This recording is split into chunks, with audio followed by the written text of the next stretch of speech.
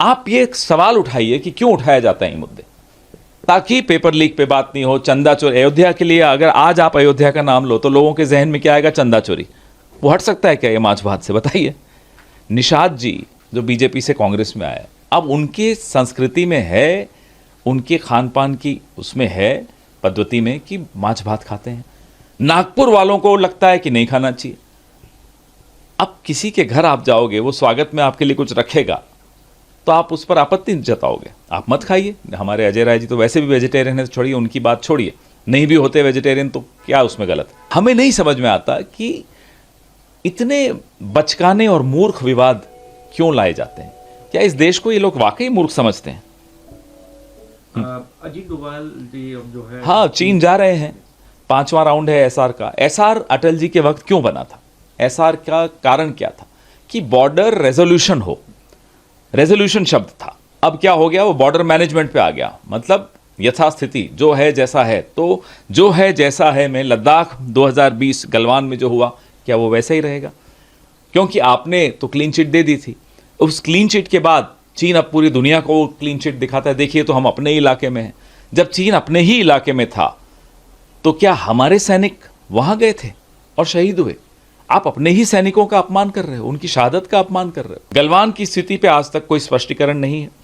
उसके बाद अरुणाचल में जो अब हो रहा है, शेरा 5 और अलग अलग पॉइंट्स पे जो चीन घुस रहा है, उसका हम फिर चुनौती दे रहे हैं। ले चलिए विपक्ष के सांसदों को, ले चलिए मीडिया को, दिखाइए शेरा 5 तक ले जाइए कि नहीं साहब चीन नहीं घुसा हुआ, दिखाइए ना। तो अगर चीन के साथ तो हासिल क्या करने वाले हैं? जैसे अमेरिका में कल पता चला कि प्रधानमंत्री और ट्रंप की बैठक से पहले इसी तरह की एक हमारे अधिकारियों ने जाकर बोला कि प्रेस के सवाल नहीं होने चाहिए, लेकिन फिर भी हो गए।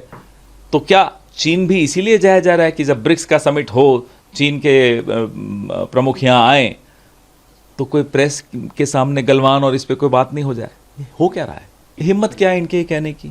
सबसे पहले विमेन्स रिजर्वेशन पे लड़ाई किसने प्रमुखता से लड़ी? सोनिया जी ने। दबाव किसने डाला? सोनिया जी ने।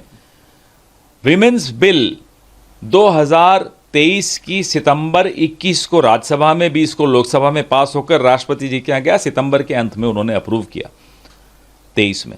23 से 26 अप्रैल 2026 तक सरकार उस एक्ट को लेकर क्या कर रही? नोटिफाई तक नहीं किया, बैठे रहे बिल को लेकर। क्यों? नियत नहीं बताता ये। और अब नोटिफिकेशन के बाद अब हम अगस्त में आ गए हैं, अब कह रहे हैं डिलिमिटेशन होगी पहले, सेंसस होगा पहले, फिर उसको लागू कर। क्यों? अगर नियत साफ है तो लागू करिए। जितनी सीटें हैं अभी लोकसभा में, राज्यसभा में, उन पे लागू करिए। हिम्मत दिखाइए, नियत दिखाइए। हमने क्या कहा? हर अटैक में हमने क्या कहा? हम स्पष्ट तौर पे कहते हैं कि हम मोनोपोलीज के, एकाधिकार के खिलाफ हैं। हम किसी भी उद्योगपति के खिलाफ नहीं है, लेकिन हम किसी भी एक उद्योगपति का एकाधिकार हो जाए वो देश के लिए अच्छा नहीं, हमेशा ये कहते हैं। इसका मतलब नहीं है कि किसी राज्य में कोई L1 लेकर कोई कॉम्पिटिटिव बिडिंग से कुछ हासिल हो जाए तो वो गलत है, हम तो ये कभी नहीं मानते। गैंगस्टर गोल्डी बरार का एक, उस बारे में हमें ज़्यादा जानकारी नहीं है, पहले जानकारी प्राप्त कर लें फिर बात करें। अमूमन सरकार ये दावे करती रही कि कश्मीर में हालात अब बेहतर हैं पहले से। हाल ही में एक पत्र जो है वो हमने देखा, कश्मीरी पंडितों के लिए एक पत्र निकला धमकी का। बताए अब सरकार 2016 से शुरू करिए इस सरकार की कहानियाँ, मनोहर कहानियाँ कि साहब नोटबंदी के बाद अब ये होने वाला है साहब, वो हो जाएगा, ये हो जाएगा। फिर आ जाइए 2019 पे, 5 अगस्त 2019 पे स्टेटहुड ख़त्म कर ली, 370 हटा दिया। हर बार यही बोला कि कश्मीर में अब सब ठीक हो जाएगा। अब आ गया, अब 26 में धमकियां आ रही हैं। हम तो ये उम्मीद लगाए बैठे थे कि जो विस्थापित कश्मीरी पंडित हैं उनको फिर से वहां स्थापित किया जाएगा। उल्टा जो हैं वहां उनको धमकियां आ रही हैं। ये इस सरकार की कश्मीर नीति आपके सामने खुल चुकी है।